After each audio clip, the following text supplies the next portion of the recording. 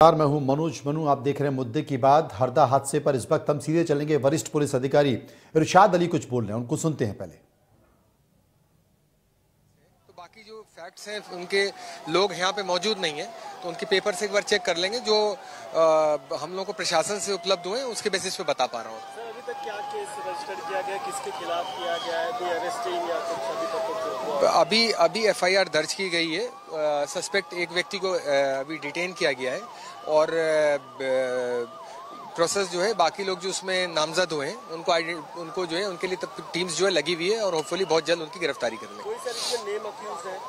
इसमें जिनके नाम से लाइसेंसेस हैं वो दोनों लोग नेम अक्यूज्ड हैं यहाँ पे।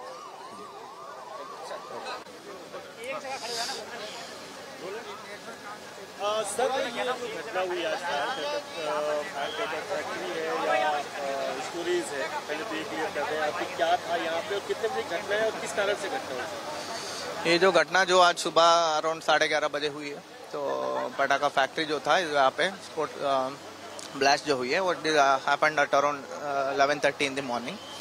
और कारण अभी हम तुरंत बता नहीं पाएंगे एग्जैक्टली उसमें, क्योंकि इन्वेस्टिगेशन चलना है। उसके बाद हमें पता चलेगा कि क्योंकि हमारा फोरेंसिक टीम्स भी यहाँ पे मौजूद है, बॉम्ब स्क्वाड भी मौजूद है एंड एसडीआरएफ एनडीआरएफ सारे मौजूद है।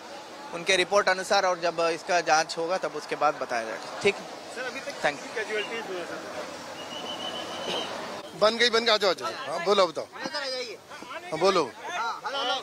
जो मॉर्निंग में 11 बजे के आसपास है, तो अभी क्या रीजन सामने अभी तक रेस्क्यू? देखिए, अभी तक जो आग है लगभग काबू पहुंचा ली गई है। आप पीछे देख रहे हैं 174 लोगों को यहाँ से रेस्क्यू किया गया है। 34 को भोपाल और होशंगाबाद रेफर किया है। 140 जिला अस्पताल में है। जिला अस्पताल में जितने भी लोग हैं 10 डेथ रिपोर्टेड है, बाकी आउट ऑफ डेंजर हैं। जो 34 लोग रेफर किए गए उसमें से एक डेड की न्यूज है, तो टोटल अभी तक 11 डेड की न्यूज है, बाकी सब ठीक हालत में है। यहाँ आग पे काबू पा लिया गया है।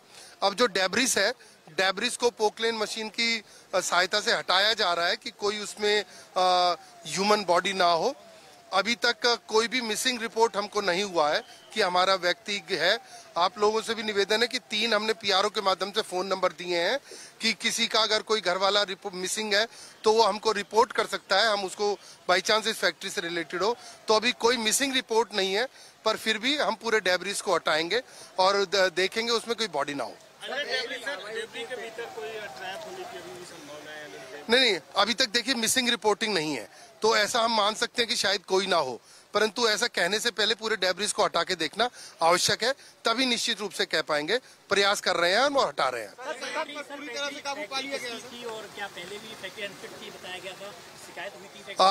ये सब विषय अभी मेरे लिए तत्कालिक नहीं है। अभी रेस्क्यू मिशन तत्कालिक है। इन सब विषयों पे आराम से बात करेंगे। आग पे काबू पा लिया है, परंतु क्या होता है जैसे कोई लेयर हटती है डेब्रिस की, नीचे अगर कोई पूरा विस्फोट है या एक्सप्लोसिव है, वो बस्ट होता है या रोशनी करता है या जलता है, तो इसलिए फायर ब्रिगेड ऑपरेशन में साथ लगी हुई है और कार्रवाई जारी है। मैंने कहा ये सब विषय बाद में कलेक्टर साहब आपको रिपोर्ट दे देंगे। अभी rescue mission is the primary, उसके बारे में आपको ब्रीफ किया है। अभी जिस तरह से मुझे लगता है 2-3 घंटे वो रेस्क्यू मिशन चलेगा। Thank you.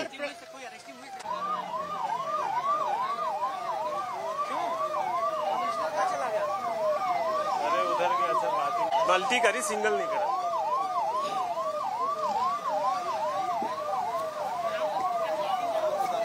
आपको हम दिखा रहे हैं हरदा की है। मैं जिक्र कर रहा था आज मुद्दे की बात में हम चर्चा इसी बात को लेकर करेंगे और चर्चा इसी बात को लेकर करेंगे। सुनिए कुछ जनप्रतिनिधियों की बात।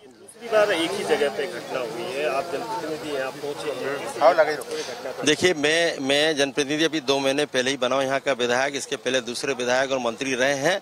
ये किसके संरक्षण में चलना था, ये जांच का विषय है। प्रशासनिक अधिकारियों की लापरवाही के कारण ये घटना हुई है। अगर किसी दबाव में, किसी राजनीति के दबाव में उन्होंने संरक्षण दे रखा था तो बहुत बड़ी ये घटना है। इसके दोषी होना चाहिए उनको।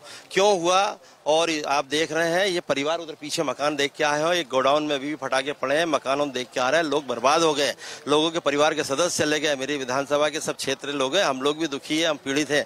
और मेरी मैं तो मांग करता हूँ आपके माध्यम से कि सीएम साहब को तत्काल यहाँ के अधिकारियों को हटाकर जांच कराना चाहिए और जांच के दोषी लोगों पर कार्रवाई करना चाहिए, और राजनीतिक जिसने संरक्षण दिया हो उसके ऊपर भी कार्रवाई करवाना चाहिए, क्योंकि ये जिस तरह के काम नहीं होना चाहिए। आपने जनता चुनती, जनहित के लिए चुनती है, अवैध कामों के लिए नहीं चुनती है। यहाँ जुआ सट्टे भी चल रहे हैं, उसकी भी खूब शिकायतें हमने की, उसके बाद भी रोका नहीं जा रहा है। छोटा सा बेचारा एक हमारा कमजोर आदमी या गरीब आदमी, मजदूर आदमी मोटरसाइकिल लेके जाता है, उसकी चेकिंग तो जगह जगह हो रही है, उससे वसूली हो रही है। और इतना बड़ा गोडाउन लेके बैठा हुआ आदमी उसकी वसूली नहीं, उसकी चेकिंग नहीं कर रहे हो आप, उसका पता नहीं है आपको क्या?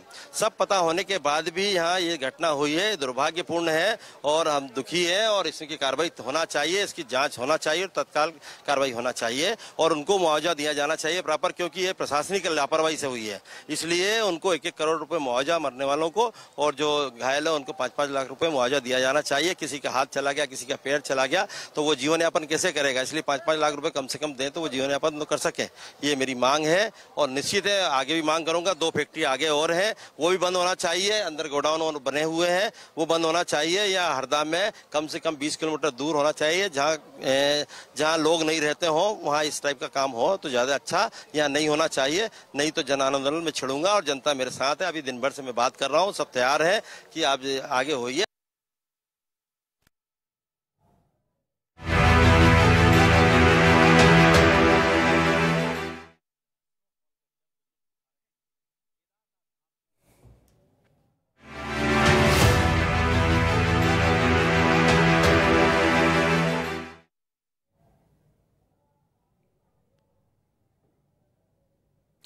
इस मौत की फैक्ट्री का जिम्मेदार कौन? आपके सामने जो लाइनें लिखी हुई हैं वो हम इसलिए पूछ रहे हैं क्योंकि मध्य प्रदेश में हरदा की पटाखा फैक्ट्री में भीषण ब्लास्ट हुआ है, जिसके बाद देश भर के लोग इस पटाखे की फैक्ट्री को मौत की फैक्ट्री कह रहे हैं। पटाखा फैक्ट्री को अवैध तरीके से चलाया जा रहा था, ये हम नहीं कह रहे हैं, बल्कि कुछ जिम्मेदार अधिकारी और जनप्रतिनिधि कह रहे थे। अभी आप जिसकी बात सुन रहे थे वो स्थानीय विधायक हैं। वो ये कह रहे हैं कि आखिर किसके कहने से ये बड़ी फटाखा फैक्ट्री चल रही थी, किसके कहने से यहाँ पर गोदाम था। हमने प्रशासन की बात को सुना, प्रशासन ये कहता है कि 2 बार इस पटाखा फैक्ट्री को सील कर दिया गया, बावजूद उसके पटाखा फैक्ट्री चालू हो गई, चल रही है। किस नेता का हाथ है? 125 से ज्यादा लोग घायल हो चुके हैं। 13 लोगों के मरने की जानकारी अब तक प्रशासन दे चुका है, और जो सूचना हमारे संवाददाता पहुंचा रहे हैं वो सूचना ये पहुंचा रहे हैं कि अभी 13 लोगों के मरने की जानकारी तो प्रशासन ने दी है, लेकिन कई लोग मलबे में दबे हुए हैं।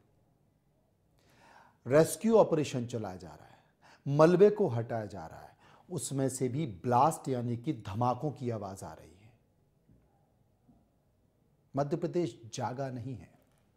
मध्य प्रदेश में सरकार बदल गई, मध्य प्रदेश में मुखिया बदल गए, मध्य प्रदेश का मंत्रिमंडल बदल गया, लेकिन मध्य प्रदेश का माफिया जसकत्तस है।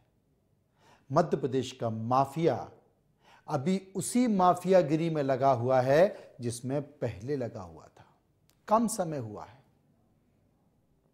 लेकिन इतने बड़े पैमाने पर आग देख रहे हैं ना, इतने बड़े पैमाने पर अगर पटाखा फैक्ट्री चल रही है, 13 लोग मारे गए हैं, आने वाले कुछ घंटों में यह संख्या और बढ़ जाएगी, 125 से ज्यादा लोग घायल हैं, तो इसका जिम्मेदार कौन है? मैं पूछना चाहता हूं। मध्य प्रदेश चेता नहीं है, मध्य प्रदेश जागा नहीं है। मैं आपको लिए चलता हूं 7 जून 2017 में मध्य प्रदेश के बालाघाट जिले में अवैध पटाखा फैक्ट्री चलाई जा रही थी। धमाका हुआ, एक एक करके कई सारे धमाके हुए और 28 मजदूरों की मौत हो गई। गलती प्रशासन की कि सब कुछ जानते हुए, सब कुछ परखते हुए वहां पर अवैध पटाखा फैक्ट्री चल रही थी। राजनेताओं के, प्रभावशाली लोगों के संरक्षण में चल रही थी। 28 मजदूरों की जान चली जाती है। और आश्चर्य की बात जानते हैं क्या है? जिम्मेदार लोगों के खिलाफ कार्रवाई नहीं होती है। एक हादसा नहीं है, आपको मैं लिए चलता हूं 2023 दमोह में। 31 अक्टूबर 2023 दमोह की पटाखा फैक्ट्री में धमाके होते हैं, आग लगती है, 7 मजदूरों की मौत हो जाती है। जिम्मेदार लोगों के खिलाफ कोई कार्रवाई नहीं होती है। उन लोगों से जो वादे किए जाते हैं मदद देने के, वो मदद भी प्रशासन नहीं देता है। मध्य प्रदेश की 2 बड़ी घटनाएं बता दी आपको। अक्टूबर 2023 और 7 जून 2017। 7 जून 2017 बालाघाट में 23 लोग मरे थे और अक्टूबर 2023 में 7 मजदूरों की मौत अवैध पटाखा फैक्ट्री के कारण हुई। बावजूद इसके हरदा की तस्वीरें हमारे साथ हैं। तारीख बदल गई, दिन बदल गए, कैलेंडर का साल बदल गया, लेकिन घटना वही है। तस्वीरें करीब करीब वैसी ही हैं, मारे गए लोगों की स्थिति वैसे ही है, लोग घायल हैं, रिहायशी इलाकों में फैक्ट्री चल रही है। तमाम जनप्रतिनिधियों की बातें आपने सुनी, वो ये कह रहे हैं कि राजनीतिक संरक्षण में ये फैक्ट्री चल रही थी। एसडीएम महोदय कह रहे हैं कि मैंने इस पटाखा फैक्ट्री को 2 बार सील किया, बावजूद ये पटाखा फैक्ट्री चली। तो एसडीएम साहब, मैं प्रशासन से और आपसे पूछना चाहता हूं, हाथों में चूड़ियां पहनकर बैठे थे आप? जरा सा छोटा छेड़छाड़ी की घटना अगर रोड पर हो जाती है, आप उठा के जेल में अंदर बंद कर देते हैं। और इतनी बड़ी अवैध पटाखा फैक्ट्री चल रही है और आप कहते हैं कि मैंने 2 बार सील किया, बावजूद इसके चल गई। आपको रहने का हक नहीं है। आप कैसे जिम्मेदार अफसर हैं? और अगर 2 बार पटाखा फैक्ट्री सील की गई तो क्या आपने पंचनामा बनाया? आपने स्थानीय पुलिस को शामिल किया? और अगर सबको शामिल किया तो आज इन 13 लोगों की मौत का जिम्मेदार अगर कोई है तो वही प्रशासनिक अधिकारी हैं जिनकी जानकारी में यह अवैध पटाखा फैक्ट्री चल रही थी, कोई और नहीं। बल्कि मध्य प्रदेश में सत्ता में जो पार्टी बैठी है, उन्हीं के प्रभावशाली लोगों के दबाव में यह अवैध संरक्षण में पटाखा फैक्ट्री चल रही थी। जैसे लोग दमोह की घटना को भूल गए, 7 मजदूरों की मौत को भूल गए, 28 मजदूरों की मौत को बालाघाट में भूल गए, यहां भी भूल जाएंगे। पता नहीं लोगों को मदद मिलेगी, तत्कालिक मदद मिल जाएगी। मुख्यमंत्री ने घोषणा कर दी, प्रधानमंत्री ने घोषणा कर दी, लेकिन ये प्रदेश भर में जो माफिया चल रहा है, इस माफिया पर लगाम कब लगेगी? मैं मांग करना चाहता हूं प्रदेश के मुख्यमंत्री मोहन यादव से कि आपका रुख सख्त है, आपकी बातें सख्त हैं, आपके बयान सख्त हैं। हाल के दिनों में आपने कार्रवाई जरूर की है, लेकिन बावजूद इसके अगर माफियाओं के अंदर डर नहीं है, माफियाओं के अंदर खौफ नहीं है, तो फिर ये घटनाएं हो कैसे रही? 1 या 2 दिन तक ये रेस्क्यू ऑपरेशन चल सकता है, अभी टाइम लगेगा। 13 लोगों की मौत की खबर आई है और लोगों की मौत की खबर आएगी, क्योंकि मलबे के अंदर कई सारी लाशें दबी हुई हैं। हमारे संवाददाताओं ने बताया, वहां के अधिकारियों ने बताया।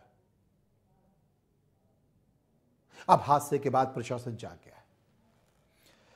मुख्यमंत्री मोहन यादव ने भी मुआवजे का ऐलान कर दिया है। मृतकों के परिजनों को 4-4 लाख रुपए की आर्थिक मदद की जा रही है। एक बार मुख्यमंत्री मोहन यादव को सुन लेते हैं कि इस पूरे मसले पर वो क्या कह रहे हैं।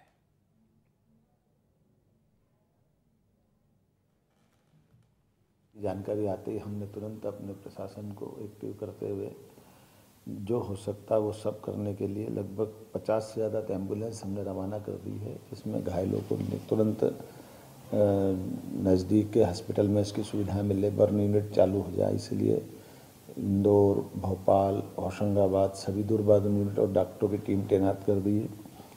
साथ ही साथ एक हेलीकॉप्टर से मेरे अपने कैबिनेट में जानकारी आई से मंत्री Rao Pratap Singh, ACS Ajit Kesari, DG home को इस पार्ट पर रवाना किया। 400 से ज़्यादा पुलिस बल भेजा है और भारत सरकार को भी अवगत कराया, जिसके माध्यम से वो तुरंत उनके वहाँ से मदद मिले। और हम इस पूरी प्रयास में है कि हर हालत में किसी भी तरह सबसे पहले आग पे काबू पाया जा सके। जो भी घायल हैं उनको यथायोग्य मदद मिले। हमने घोषणा की है कि जो भी घायल होगा उसका इलाज पूरा मुफ्त किया जाएगा। जिनके घर में ये घटना घटी है या जिनकी मृत्यु हुई है उनको परिवार को लगभग 4 लाख रुपए प्रति परिवार उसमें देने की हमने घोषणा की है। साथ ही साथ कोशिश कर रहे हैं कि इसमें जो घायल हैं उनको पूरा यथायोग्य सब प्रकार का इलाज कराया जा सके। बाबा महाकाल सबके कृपा करेंगे, मैं ऐसी उम्मीद करता हूँ। यद्यपि घटना बहुत भीषण है और हम प्रयास करेंगे किसी हालत में घटना की पुनरावृत्ति नहीं हो, और इसमें इस घटना के जांच के आदेश भी मैंने दिए हैं। होम सेक्रेटरी इसकी जांच कर। मैं आपको मौके पे लिए चलता हूँ। मौत की इस फैक्ट्री की घटना क्या है, तस्वीरें कैसी हैं और तस्वीरों के साथ साथ वहाँ के ताज़ा हालात क्या हैं, ये बताने के लिए अपने सहयोगी चेतन के पास चलता हूँ। चेतन, आप मौके पर मौजूद हैं। सबसे पहले मैं आपसे ये जानना चाहता हूँ कि क्या ये फैक्ट्री अवैध थी, और अवैध थी तो किसके संरक्षण में चल रही थी? क्योंकि एसडीएम महोदय कह रहे हैं कि इस फैक्ट्री पर 2 बार हमने सील लगाई थी, इस फैक्ट्री को 2 बार हमने बंद किया था, बावजूद ये चल रही थी। किसके दबाव में? एसडीएम की अगर बात करें तो केसी पर्ची ने बताया कि इस फैक्ट्री अवैध रूप से चल रही थी और इस फैक्ट्री की फिटनेस अनफिट सील कर गई। पहले भी कई कार्रवाई की गई, इस फैक्ट्री को सील किया गया और सील करने के बावजूद भी इस फैक्ट्री को खोल दिया गया। जब हमने इस बात की उनसे जानकारी दी कि आखिरकार इस फैक्ट्री को जब सील किया गया तो किसने खोला और क्यों खोला, तो उन्हें केवल यही बात कही है कि हमारे वरिष्ठ अधिकारी इस बात का जवाब देंगे, कलेक्टर इस बात का जवाब देंगे, क्योंकि फैक्ट्री को सील कर दिया गया था।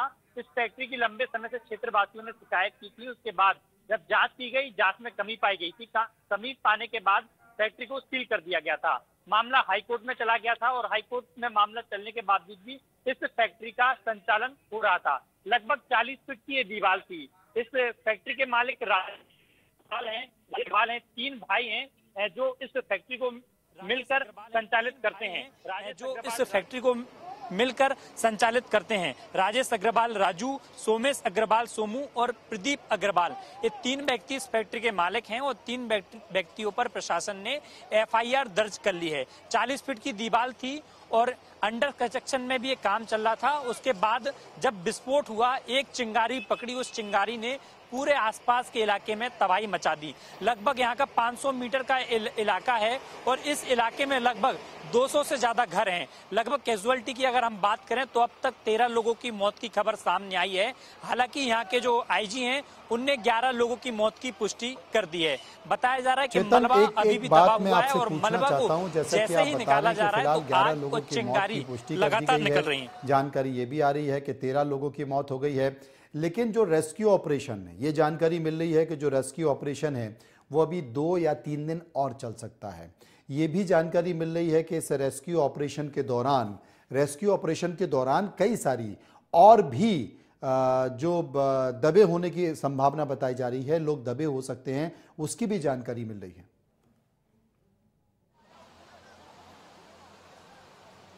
बिल्कुल, देखिए इस फैक्ट्री में जब हमने लोगों से बातचीत की तो सबसे पहली बड़ी जानकारी निकलकर सामने आई है कि 350 से 400 लोग प्रतिदिन इस फैक्ट्री में आते थे और काम करते थे। इस फैक्ट्री की जो बारूद है वो मध्य प्रदेश के साथ साथ कई राज्यों में सप्लाई होती थी और जब उस वक्त ये हादसा हुआ उस वक्त फैक्ट्री के अंदर 350 से 350 लोग मौजूद थे, यानी कि लोग काम कर रहे थे। एक चिंगारी आई, उसने तबाही मचाई। जब भगदड़ मची, जिस भगदड़ में 9 लोगों की स्पॉट पर मौत हो गई, 2 लोगों की उपचार के दौरान अस्पताल में मौत हुई है। और हालांकि दावा एक किया गया था कि जिस तरीके से जब फैक्ट्री का संचालन हो रहा था तो एकदम चिंगारी उठी और चिंगारी के बाद लोगों में भगदड़ मची, क्योंकि आसपास के इलाके में यहाँ पर 200 से ज्यादा मकान बने हुए हैं और 50 से ज्यादा मकान ऐसे हैं जो आग की चिंगारी में दब गए। क्या ये पता चल पाया कि किसके संरक्षण में, किस राजनेता के संरक्षण में यह अवैध फैक्ट्री चल रही थी?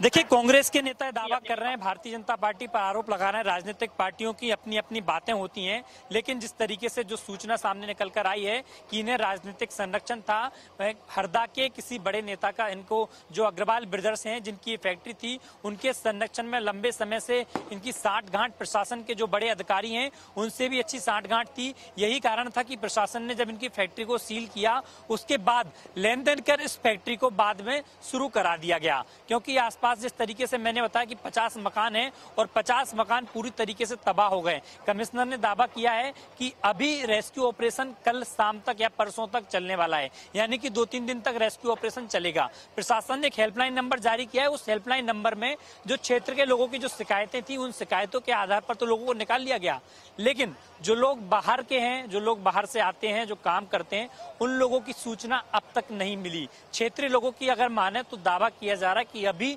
20 से 30 लोग इस मलबे में दबे हो सकते हैं, क्योंकि ये मलबा लगभग 10 फीट अंदर तक अभी गहरा हुआ है। और जिस तरीके से जब मलबे को निकाला जा रहा है जेसीबी और पोकलैन की मदद से, जैसे ही विस्फोट लगातार हो रहे हैं। हम 5:30 बजे यहाँ पहुंचे थे और 5:30 बजे से लगातार 2 घंटे का वक्त हो गया। जब से हम तस्वीरें पूरी दिखा रहे हैं, लगातार धुआं उतना ही बना हुआ है और जिस तरीके से मलबे को जब निकाला जाता है, वैसे ही विस्फोट की खबरें सामने आती हैं। कई तस्वीरें भी ऐसी देखने को मिली जहां पर लोगों के हाथ अलग हो गए, पैर अलग हो गए, कंधे अलग हो गए। बहुत दर्दनाक हादसा है चेतन, बहुत बहुत शुक्रिया आपका करेंगे। आप लगातार नजर बनाए रहे हैं, लेकिन दुख की बात है कि लोगों ने बड़ी उम्मीद के साथ पिछला निजाम बदला। लोगों ने बड़ी उम्मीद के साथ जो प्रदेश के मुखिया हैं, वो उनके नेतृत्व में सुना नहीं जा रहा है, वो बदल दिया गया। सरकार बदल गई, पार्टी वही है, सरकार बदल गई, सरकार में बैठे तमाम हुक्मरान बदल गए, लेकिन हालत वही है, जस के तस हैं। 2017 की घटना, बालाघाट की अवैध पटाखा फैक्ट्री, और कितनी 28 लोगों की मौत होती है।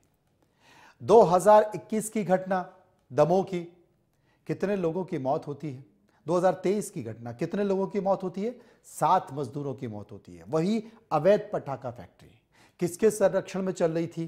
प्रभावशाली राजनेताओं के संरक्षण में चल रही थी। किसकी मिली भगत से चल रही थी? प्रशासन की मिली भगत से चल रही थी। और यहां पर भी वही सारी चीजें आ रही हैं। जो तस्वीरें आप देख रहे हैं वो घटनास्थल की तस्वीरें हैं। वही सारी चीजें निकल कर आ रही हैं कि बिना राजनीतिक संरक्षण के, बिना प्रशासन की मिली भगत के ये अवैध पटाखा फैक्ट्री नहीं चल सकती है। मेरा सवाल है कि 2017 में 28 लोगों की मौत का जिम्मेदार कौन? 2023 में दमोह में 7 लोगों के मजदूरों की मौत का जिम्मेदार कौन? और आज अब तक जो जानकारी मिल रही है कि 13 लोगों की मौत आ चुकी है। और हमारे संवाददाता जानकारी दे रहे हैं कि कई और लोग अब भी इस मलबे में दबे हुए हैं। रेस्क्यू ऑपरेशन 2 से 3 दिन चल सकता है। संभल कर रेस्क्यू ऑपरेशन चलाना पड़ रहा है। अंधेरा हो चुका है और जैसे जैसे मलबे को हटाया जा रहा है उसमें से धमाके हो रहे हैं, आग निकल रही है, चिंगारी निकल रही है। संभल कर काम किया जा रहा है। सवाल वही है, इस मौत की फैक्ट्री का जिम्मेदार कौन? ना आज तक जो कार्रवाई 2017 में बालाघाट की अवैध पटाखा फैक्ट्री को लेकर होनी थी, नहीं हो पाई। 23 में दमोह में जो कार्रवाई होनी थी वो नहीं हो पाई, बल्कि प्रशासन ने जो वादे किए थे पीड़ितों के लिए वो भी पूरे नहीं हो पाए। और प्रशासन के पास जाकर दमोह के पीड़ित लोग धरना भी दे रहे हैं। एक और ऐसी दर्दनाक तस्वीर, ये आग, भ्रष्टाचार की आग, ये मौत की फैक्ट्रियां कब बंद होंगी